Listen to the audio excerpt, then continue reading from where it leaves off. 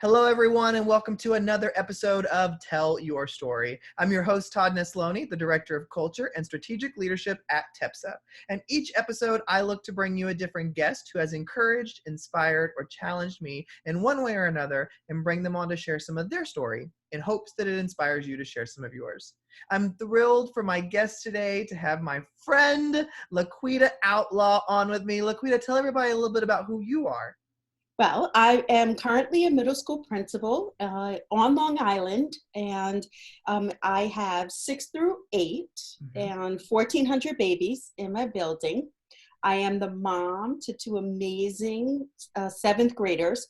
So not only do I work in a middle school environment, but I come home to the middle school environment. Oh, So man. yes, pray for me deeply. Yeah. But I've been a principal for about 20 years now. And prior to that, I was an assistant principal, instructional supervisor, and I also actually taught English language arts to middle school students and high school students before becoming an administrator. I love that. Well, LaQuita, whenever I interview educators, one of the first questions I always like to start with is, I feel like when we're growing up, there's 2 types of educators. There's those who, when growing up, knew that they were going to be a teacher ever since they were teaching their stuffed animals. And then there's some of us who are like, I had no idea that was in my path until it was, and then I loved it. And so for you, when did you know that education was going to be in your path? Probably a little bit of both, Todd. I taught my little stuffed animals, that I did, and I bossed them around too and told them what they could and could not do. But when I was growing up, I promised myself that I was going to make a whole bunch of money. And I knew teaching wasn't going to be the way to go about doing just that. So I decided that I was going to do business, right? And in business, there's math. And in math, there is not my name. So what I ended up doing was going back to one of my 5th grade teachers one day and I remember this so vividly, standing in line, I was waiting and just being a very good young lady, trying my best to impress her because Miss Brown was no joke. You never upset Miss Brown. So here I am trying to be the good little girl, and one of the other 5th grade teachers walks over and says, you know what? You're going to be a teacher one day. And I look and I'm curious, like, why would you say that? Didn't think twice about it until in college, I sat back and I said, what am I going to do? Because these math classes are not for me. And so then I decided that I would go into teaching, went into liberal arts first, and then decided in a book, I can never be wrong. As long as there's evidence there and there are stories that can take me places that I've never been, English language arts was going to be the way that I was going to enter education, but not just for me, but to ignite the passion in a number of other children for whom in my particular group, meaning my social economic group, because when I grew up, there wasn't a lot of money there, that would allow them to have experiences that they may never have had a chance to have otherwise. I love that. That's so beautiful to hear. And I've got some questions about that coming up because I know that that's kind of how we connected through literacy as well. But before I jump into that, I'd love to know, so you find that love of reading and literacy, you become an English teacher, and then when do you make that decision that administration is the next step? Well, therein lies, of course, another story that we all sort of have. But I wanted to more than just inspire the kids that were sitting in front of me, because at the time I had 3 other classes, right? So that's 90 kids in a year that I had a chance to touch. And then I sat back and thought, well, how else could I make a larger impact? What more could I do that would allow me to share the passion that I had with more children? It wasn't about the adults, it was with more children. And I knew that administration would be one of the ways that I could collaborate with other adults. Right. And I knew that when you have a passion about something, people feel that. And they take that and they then own it for themselves, make it what it is that is special for them. Then they bring that back to other people, right? So not just other children, but other adults. So I was like, you know what? That's the way that I could possibly influence other children's futures. Right. And that was by becoming an administrator and supporting and working with other amazing educators like you. Because I tell you, you say I inspired you, and I think that's a bunch of hooky. You inspire me, my friends, all the time. You're too kind. Well, you've been an administrator for quite a while now, you said at the top of the show. And so my question then would be, what do you feel like you really learned about yourself since becoming an administrator? I've always told people that you learn more about you being in an administrative role than you ever imagined. You learn your weaknesses, you learn your strengths, but you also better understand the sort of ability to identify where in the middle you can work. Because if at any point in time you feel like you can't, Right. it's not true. You know, as an administrator, you recognize that there's a lot of give and take, right? So I think that for me, the point with which I came to better understand myself was after or within the first 3 years of being an administrator, because you come in believing that you are going to have that impact very early on. Yeah. And there is this big, Yep. hold on, the people that you're working with also have passions that you have to learn to balance a bit better. And so I was able to better see the way in which to work with others that allowed me to just be a better administrator, really. It was, and I shared this with my teachers a couple of meetings back. I said, I want to publicly apologize to all of the children that I taught when I was a teacher. I have to tell you, I'm so sorry, because I think I'm a better teacher now than I could have ever been. But that's only because I had the pleasure of sitting in classes of so many amazing teachers who taught me more about what it is to be an amazing educator than I ever knew possible. And I think that's so true, because I was just reflecting on that with somebody a couple weeks ago saying, if I ever choose to go back into the classroom, I feel like I've got such a skill set that I never had before, just because as an administrator, we're evaluating all these teachers and meeting them on, watching them. And it's like, I've seen so many things that I'm like, I got to take that back. I want to take that back. And so I think you just hit the nail on the head with that. Well, LaQuita, I know you and I met and connected by serving on the principal advisory board with Scholastic, and we got to serve our 3 years there and got to learn all this stuff. But I was always blown away, not only by your own passion for literacy, but your passion for bringing that in with middle school kids, which I think can often be our forgotten group of how to build that love in, because they're so awkward after leaving elementary, but they're not quite where they are for junior high or high school. And so, you mentioned earlier about having your own love of literacy and that escapism and feeling like nothing, like you got to just be and exist there. And so did it reach a point where you're like, I've got to start building that culture on my campus as well? I remember the day, Todd. I remember the Really? day. And it was, and sometimes you can never, I bring it to the minute moment with which it happened for you, but I can. At the time, our school building had Christina Holzweiss named as the Librarian of the Year. And Scholastic was a part of naming the Librarian of the Year. And so in through my door walks Anne, it was actually Bill Barrett, and two of the regional directors, and Maureen O'Hara. And they walk in, and after chatting with Bill Barrett for a little bit, and he was sharing with me his passion for reading not starting until he started high school. And I shook my head and said, I would never have believed that. I would never have imagined that. I said, so wait, when did it click? In high school for you? And he went through his story, and I said, you know what? Then it's never too late.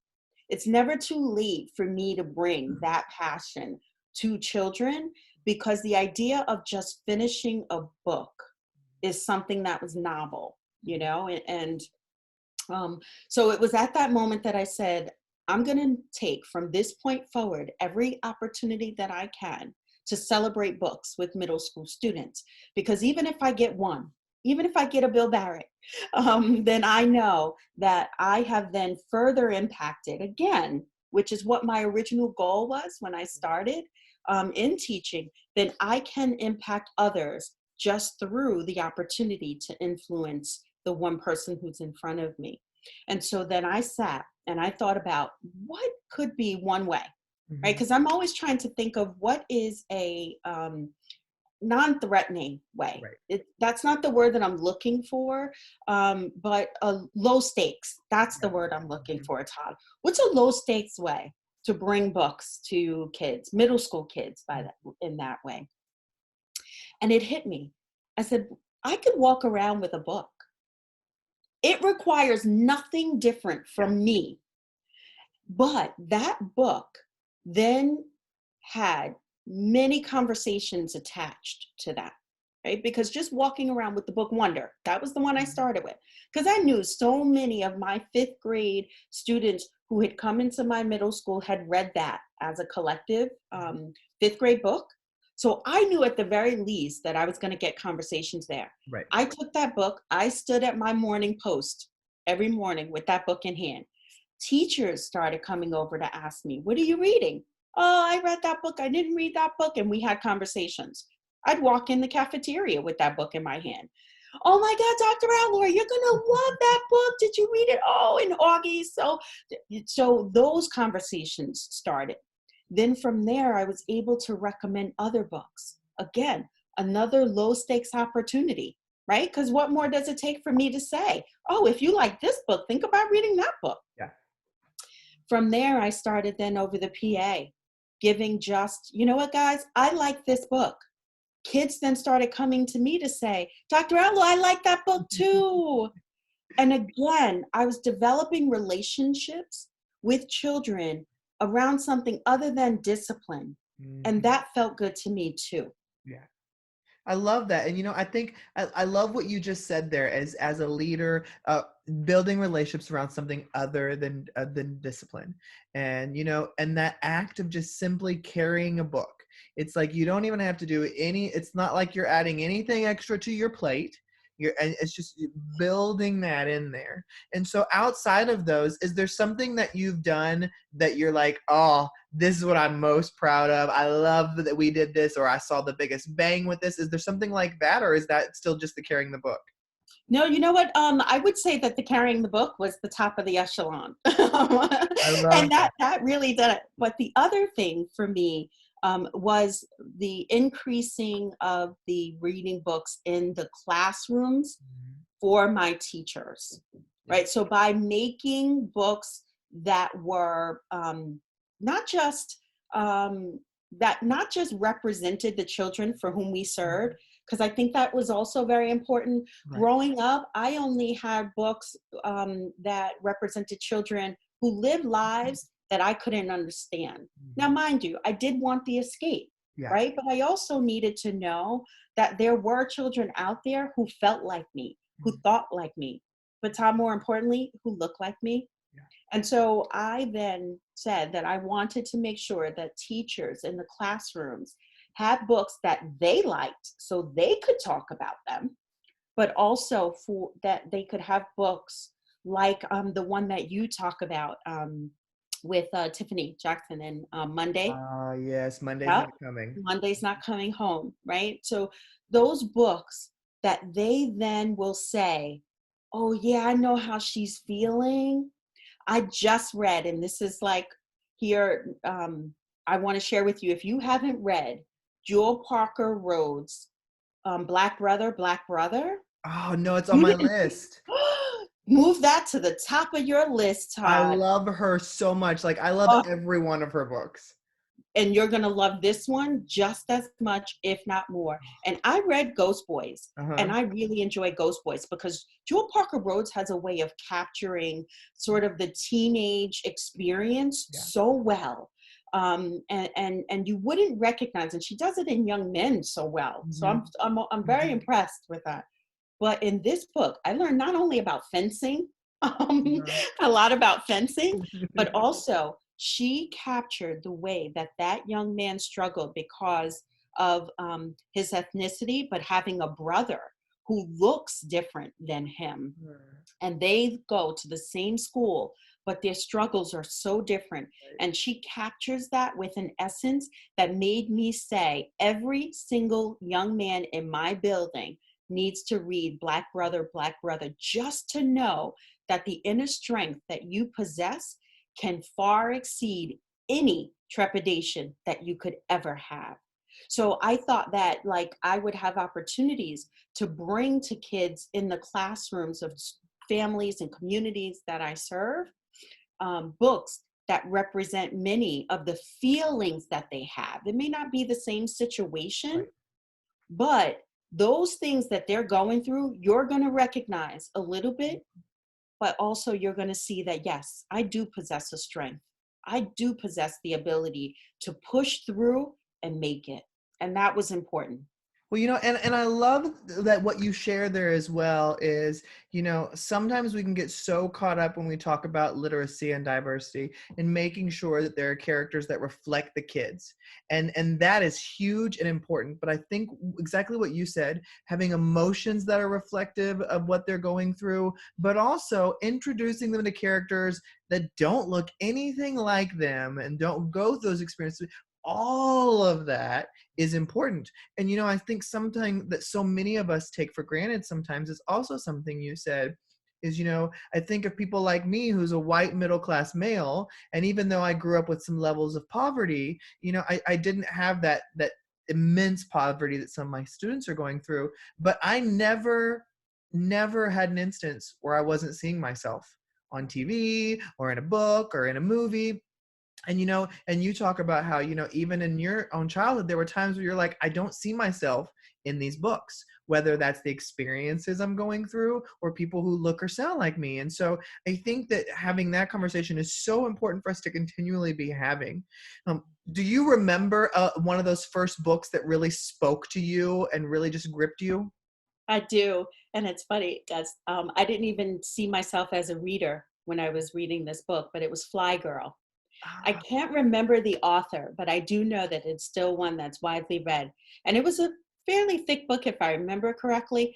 And I never thought that I would get through a thick book. You look at it and you're like, oh, I don't have time for this. But I remember just being consumed by that book and loving it. But Todd, there's another thing that as you were talking that I thought about mhm. that I want to mention as sort of one of the aha moments for me. Because along those lines, when I first started reading, I was reading all these recommendations that people were making to me, right? And then I sat back one day and I can't recall exactly what made me think about this, but I thought about sort of the main characters, right? And who were they? Who Yeah. were the main characters? And what I saw was that they were Caucasian, older, either white or males or white females. Right. And then I said, wait, the community I serve looks so different Yeah. because I did a what am I reading poster, like many of our literary connoisseurs do. So I had that poster on my door and I noticed one after another that they all fairly looked very Yeah. similar with the main character. So then I promised myself that what I was going to do was for every white main character that I read, the next one was going to be from another ethnicity. I love It that. allowed me to hold myself accountable Mhm. to not just reading the same type of book Right. all the time, right? And so I offer that to people who think that they're reading wide in the sort of groups, that to hold yourself accountable, even one fiction, one nonfiction, one white main character, one black main character, but whatever your goal is, set yourself a basis by which to gauge yourself by, to hold yourself accountable. And and I think that's so important because I think of my own literary journey and the idea of what characters am I reading about, what do they look or sound like, that never crossed my mind until I explicitly stopped and investigated what I was reading. And then when I was able to take that in, then I sit there and go, "Oh my goodness. Like there is a pattern with everything that I'm reading. I thought I was mixing it up and putting it, it's Right. like, no, Right. there's such an obvious pattern that when I wasn't looking for it, I didn't see it." And I think that's exactly what you just brought up is that, it's not saying that anybody out there is purposefully doing things a certain way. Sometimes we just don't even realize it until we stop and look at what we're doing and go, "Oh, I think I can do better. I need to diversify in more nonfictions, or I need to diversify with, I don't have any female lead characters in here," or whatever it's going to be. So I love that you bring that up. It's a deliberate examination of your literary life Yeah. and then stretching yourself a little bit more in one direction or another, but Mhm. making sure that you take risks, the same risks you're asking your kids to take. Mhm. Because by taking those risks, you allow your life to be a model for your kids. You can talk all about what you did and how they can do it too. That's beautiful. Well, Laquita, as I begin to wrap up this conversation, there's two questions that I always love to throw in there. And one of them is, when you reflect on your own life path, and there's successes and there's downsides and there's heartbreak and there's joy and celebration, when you look at what you've been through in your life and you're reflecting, what is one instance, and I know you probably have multiple, but what is one instance that you reflect on and go, that was really instrumental into creating the LaQuita we see today? Hmm. Ooh. I Yep, think this is the question everybody gets stuck on, yep. right? This is definitely one of them. Yep. Because people are usually either like, "Oh, I don't know which one to share," or "I don't know." Like, I'm with B. I pick B. Ooh, I don't know. Let's see here. So the liquidity that you have today is probably as a result of the care and compassion that she received from so many of the other people, the mentors in her life. Uh, I think that what's happened is that it is very difficult for us to be forgiving of ourselves, right? And to believe in whatever power yeah, we possess, yeah, whatever strengths we own and have. It is easier for us to criticize ourselves than it is for us to celebrate yeah. ourselves. And so I think that the Laquia that you see today is because of the many supports Right. that she had, where when she had the negative self talk Mhm, often, there mhm. was somebody there who was able to say, "You got this. Yeah, You can do this." But not only you got this, that what you are showing others is going to help them to be better tomorrow than they are today. And that is the mantra that I share with anyone who will listen to me, yeah. is that, you're not defined by what happens today. Tomorrow can look so different for you. But what's important is that you look to make sure that you are better tomorrow than you were today.